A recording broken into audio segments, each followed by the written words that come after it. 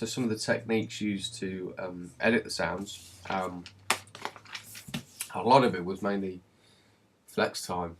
Everything, as soon as you sort of recorded a sound, it seemed like you just go, what does it sound like once I slow it down by 400%, or what does it sound like when I make it really make the audio file really short in comparison, 400% less sort of thing. And then going through the different algorithms, the rhythmic and the monophonic, polyphonic, and the complex ones, or are they in Logic, Ableton? I use a bit of Ableton as well, actually, to experiment with. I don't think any of the ones that I did in Ableton got through, I used in the end.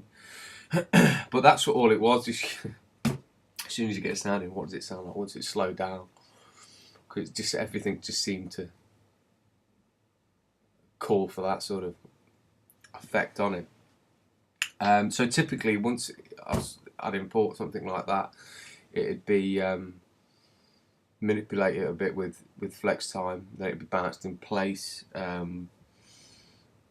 so then it could be manipulated further with a different flex time if necessary.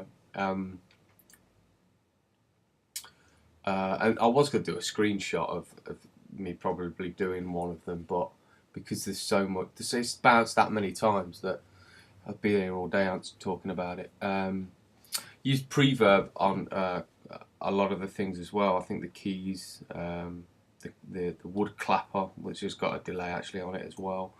So the preverb was just getting an audio file, reversing it, applying a reverb, bouncing it, then reversing it back. So the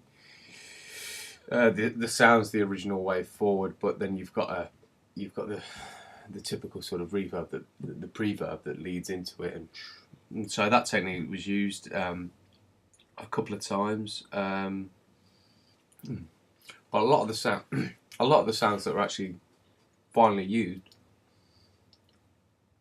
just come about purely through experimentation, because I'd record something thinking, oh, I could use this for that, such as the diddly bow. What was I going to do? I was going to do something. The diddly bow originally I was going to try and use with it fuzzed. It was originally going to be used as the underlying bed of the whole thing. But then once I didn't really like it. But then once I started further manipulating it more, then there was just snippets that come up, and you think, oh, I could possibly use that, and eventually it was used for the clown and the cop falling off the balcony scene. So there's a lot of sounds that sort of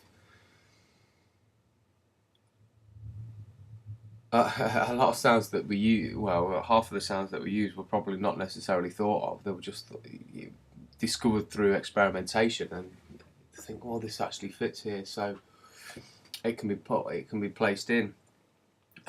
So again, a lot of the recording I've done, I mean, probably 80%, 90% of the actual recording of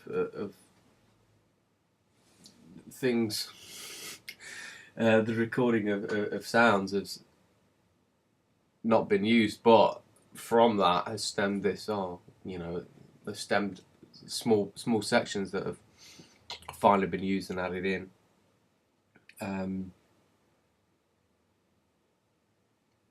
Yeah, so the techniques, I mean, there's been a lot of time put into it with, with the stretching, but it's, obviously they go through so many, some of them are literally stretched, bounce, stretched a different way, bounce, stretched a different way, bounce.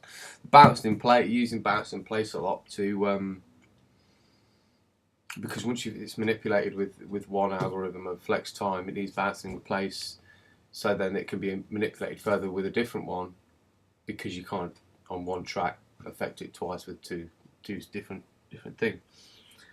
So bounce in place was used hundreds of times for it. Using the used the lock to sympathy as well with a lot of it, just to keep it, once you find your place, once you find your place for it, using the lock to sympathy option in Logic, just to keep them from moving around, because I'm terrible for moving stuff and then not being able to find my not being able to find the place where I thought it was best originally. So lock to simpsy is a good tool discovered, I guess, during this.